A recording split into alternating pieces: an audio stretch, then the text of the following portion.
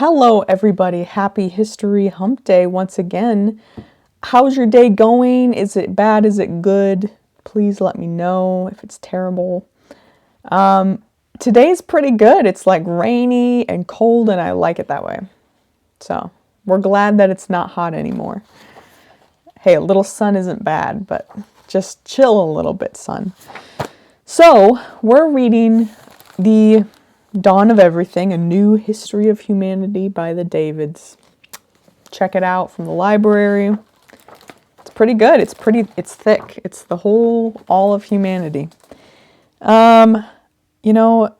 were talking about what humans were back in the day. Do we know at the beginning? Obviously, as I say all the time, we know it started with Adam and Eve, where God created them in the garden, but we want to hear different perspectives. And even still, even if you believe it's Adam and Eve or it was a bunch of monkeys before that, we still can look back at early humans around the 4,000 to 6 or 10,000 BC era. Because that's the era that we don't really know what happened. But this book is talking about them, and what kind of people were they? Were they violent? Were they bad? Were they inherently violent? That was the question last week. Or are people inherently violent? As Christians, yeah, we're inherently sinful, but Jesus saves us. But when you look at history, this book is kind of saying, well, we can't really ask that question. Are they inherently good? Are they inherently cooperating and loving each other, or inherently violent? We can't really ask that question because it's too simple. It's too black and white. We need more gray. It's more nuance. And they're probably right. Not everyone was evil. Not everyone was good and nice and cooperating and peaceful. But come on, it would be nice to have an answer. It'd be nice to just have a simple answer. And then finishing that chapter, they were talking about, hey, was capitalism a thing? The free market, the free trade? They tracked these precious stones, crystal thingies, seashells and whatever that got moved. Somehow the archaeologists could figure out that these precious stones got moved around the world. How do you know that? But somehow they know that. So they're like, oh, was that the free trade? But no, that doesn't necessarily mean the market, the idea of trade happened, because some examples were people who would just go on a canoe in dangerous waters with these precious stones. And they would exchange, it says, just in order to exchange precious heirloom arm shells and necklaces for each other. And only to hold it briefly, then pass it on to a different expedition for another island. So they just do it for fun. And they're like, this concept of market maybe wasn't even a thing. Like, people just, I don't know, they were just having a good time back then. Everyone was having a good time back then, and we're not ever since civilization happened. It's been just boring, monotonous jobs that we do every day. No. Hey, we can have fun now. We can go out and run barefoot in the sand, but then we're like, oh, it's dirty. So then chapter 2 is very interesting. This idea of, where did ideas come from? Intellectual, philosophical ideas. We always think of, he says Plato, Confucius. Hey, we're studying Plato on Fridays. We're studying Socrates, philosophy. But it's interesting because they're saying, did these, or Adam Smith, Karl Marx, John Locke, whoever, a lot of historians think that ideas came from them and that they couldn't have come from the hunter-gatherer Native Americans. But it's interesting, they're making the argument here. They said, we're going to make the argument and we're going to have evidence that they obviously got those ideas. The idea of the Enlightenment, which came from Portuguese fleets. How do you say that word, Portuguese? It came from basically the 15th century, which is 1400s. Why is that? Why do they do that? The 15th century is the 1400s. Who came up with that? We're calling the 1400s the 15th century. Anyways, that's just a little thing that makes me mad. You have to think, oh, it's the one before. When you say the 18th century, that actually means 1700s. Why? Anyway, very frustrating, but so the 15th century / 1400s is when Europe kind of took over, colonized and stuff. And that's when the Enlightenment happened. But this book is making the argument that, okay, the Enlightenment is like the idea of individual freedom and blah, blah, blah, and I don't know, just progress or whatever. And equality, I guess, was a big one. But apparently, it didn't really come from them. And a lot of these philosophers, who I don't even remember the names. There was a bunch of names of these European philosophers that would say, they would admit that they got the ideas from China, who has been doing this for centuries, or they got the ideas from the indigenous people, from talking to them. Like, you don't, and they say that historians are like, we don't really think that it came from them, like it came from the European philosophers, even though the European philosophers said that they got it from other people, which is interesting. And the idea of freedom wasn't even a thing in the European culture until around that time, which they say they got it from. So there's some hard evidence that the indigenous people taught, because obviously as Europeans, they tried to learn the indigenous language, and the indigenous people tried to learn Spanish and English and all that. So there was obviously this effort put in to learning concepts of the language.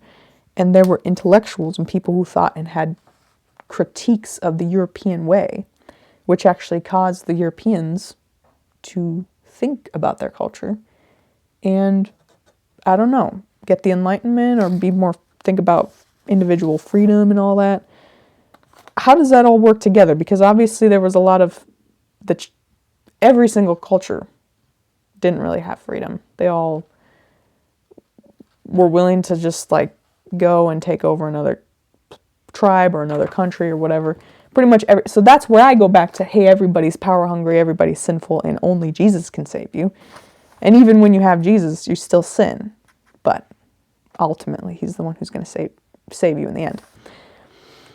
And he paid the price for your sins, obviously. But did the idea of like, we shouldn't enslave other people, we shouldn't, I don't know, be barbaric, we shouldn't kill people randomly, or we shouldn't go and take over a land and just claim it as ours. Is that those ideas of like individual freedom, everybody has rights, did that come from the Enlightenment, or it came from, they're saying that some of these people thought it came from other cultures, like the Chinese or the indigenous people? This is what the book is arguing. And that there's kind of been a historians trying to say, no, they thought of it all on their own. But even, I've thought about this. How did this random guy, Rousseau, think about this idea of like, where did inequality come from? How did Plato start thinking about the Republic or whatever they thought? Like, who thought about it? Did they just come up with that on their own? And this book is making the argument, no, people talked about this all the time. Like, everybody could think about these things. It wasn't just Plato.